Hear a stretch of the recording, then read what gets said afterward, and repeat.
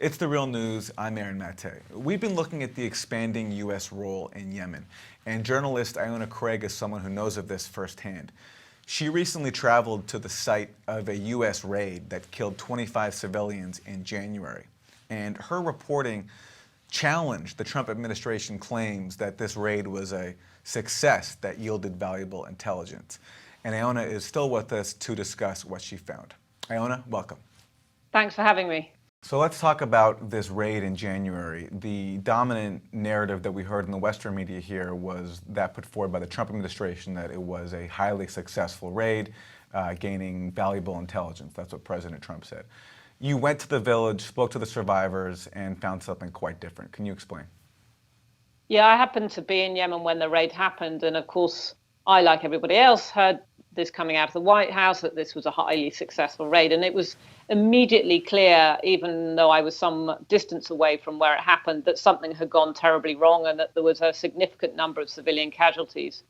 And certainly when I arrived there, it was quite clear that the entire village had been severely damaged and, in fact, bombed or strafed by helicopter gunship fire.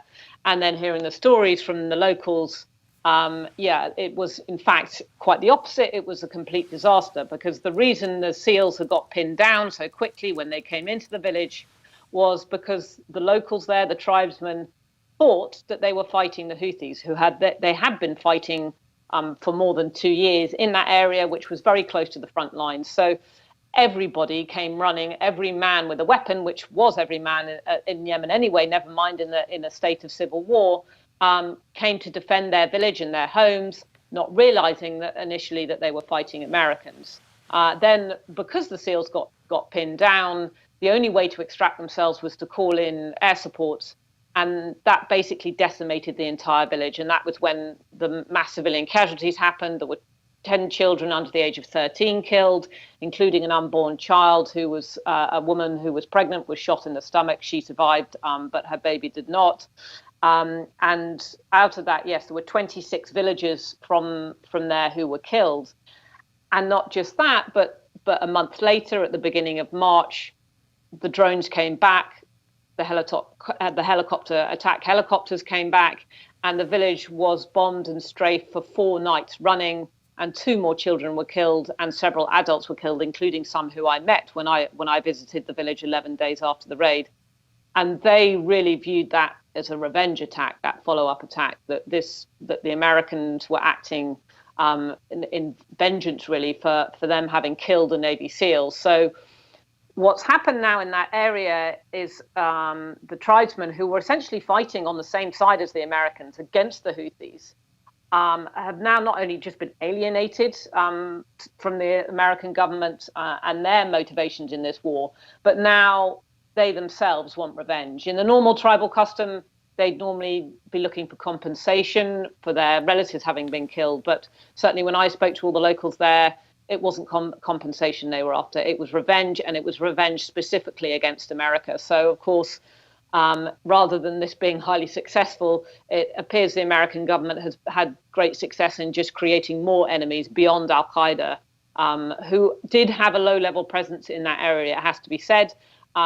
But the cost benefits of carrying out that raid are quite clear. That there appears to be very little benefit for a huge, a very costly, both in terms of lives, both and in terms of the Osprey helicopter of $70 million that was taken down, but also the long-term consequences of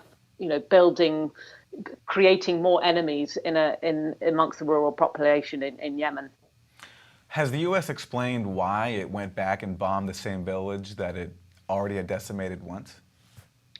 No, other than the fact that over that same period of 36 hours, as you already mentioned, the US carried out more airstrikes in Yemen, and it was in the space of 36 hours rather than a whole month, than they had done in the whole of 2016. And CENTCOM, Central Command, said at the time that was to go against Al-Qaeda and take down AQAP's capacity to carry out attacks against America, which is kind of the generic thing we hear anyway when drone strikes and airstrikes are used in Yemen.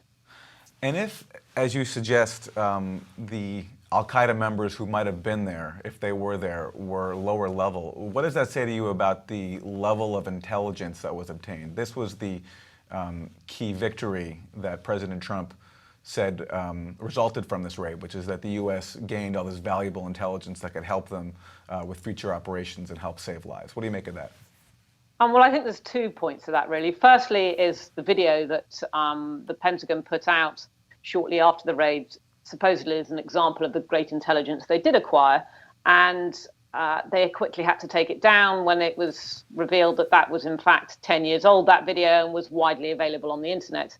Al-Qaeda in Arabian Peninsula in Yemen isn't even 10 years old, so it predated their existence even.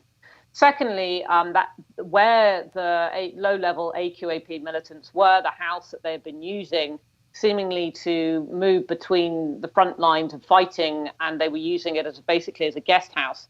The US Navy SEALs never even entered that building. Because they got pinned down so early on, they actually hit it with air and drone strikes, and it was completely destroyed before the SEALs could even get to it.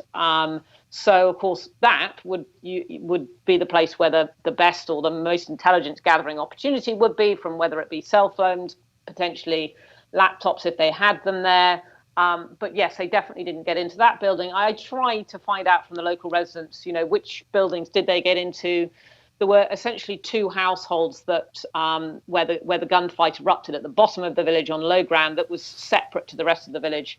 And the other buildings, that they couldn't tell me whether the Navy SEALs did get into those buildings or not. It was extremely dark and very chaotic, and nobody really knew what was going on. Probably the Navy SEALs more than anyone else, because they would have had night vision goggles, which obviously the tribesmen wouldn't have done. So they couldn't tell me definitely yes or no whether they had got into any buildings at all to get, whether it be cell phones, laptops, etc. But yeah, if there was any prize in intelligence to be got, it would have been from that house, though they were low-level militants, and that house was completely destroyed before the SEALs could get to it. Iona Craig, thank you for joining us. And for more on the U.S. role in Yemen, check out part 1 of this interview. I'm Aaron Mate for The Real News. Thanks for joining us.